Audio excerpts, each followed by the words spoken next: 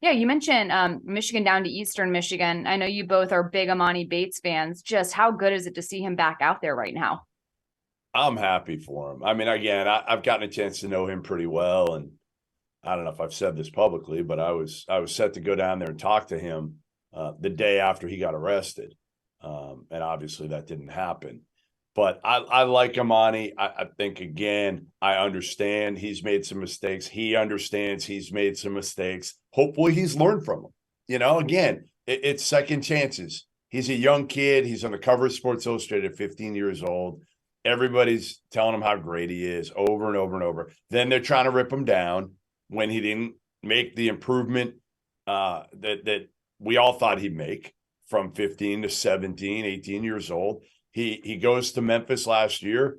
It's like two teams, right? The older guys want nothing to do with Emoni Bates. And Emoni Bates and Jalen Duren are kind of unto themselves, and it was a shit show there. And now he's back home. And I'm not sure it was the best decision. I don't think anybody knows for sure it was the best decision to go back home and play for Eastern Michigan. The beauty of this game tonight is I'm pretty sure Michigan passed on Emoni Bates. I'm pretty sure he wanted to go to Michigan. And Juwan Howard said, thanks, but no thanks. And right now, you don't think this game means a shit ton to Emoni Bates? He's playing his ass off right now. He's playing like it. I do think, and I will keep saying this, and I've said it before, but I do think it's important to say what we do with stars and star athletes kind of in this like media environment that we live in is we love to build them up and then try to tear them down. And with Emoni Bates, we did that. We built him up when he was 14. And then at 14 years old, everybody starts picking holes in it, right? Everyone starts saying, but he can't do this. But he can't do that. Then he gets to college at 17. He averaged 10 points in the AAC as a 17-year-old. Not bad. Right?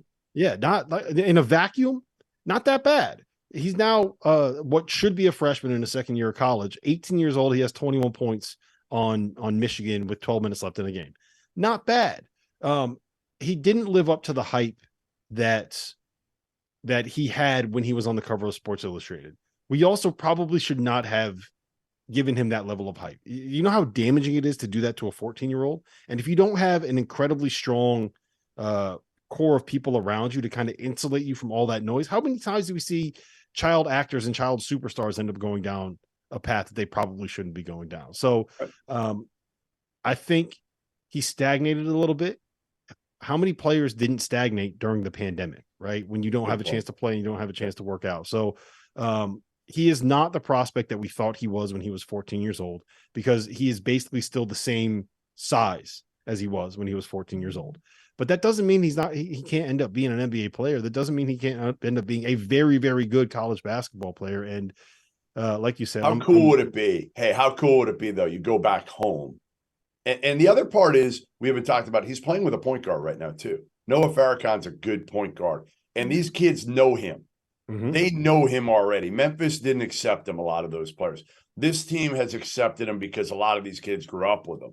But how great would it be if he was able to bring Eastern Michigan to relevance and to the NCAA tournament? It'd be a cool story. I mean, it would be a great story, and it would be something that we would talk about like every single night. If he can have a Jimmer Fredette kind of a season, right, where he averages like 28 points a game, and Eastern Michigan is relevant. Like they win this game, they pick off, I don't even know who else they play, but they pick off somebody else.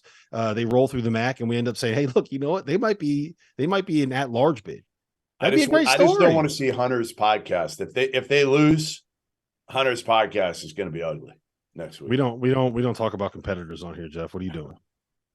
Would never do such a thing. But to your point, I think it's a really good point, Rob, about how we built him up so much over time. And especially nowadays, I don't think we realize how much of an effect social media has on this generation of players, because no matter where they go, everybody knows the stat line. They know what exactly they did in a game. They can see their body language on the bench. They are under a microscope more so than ever.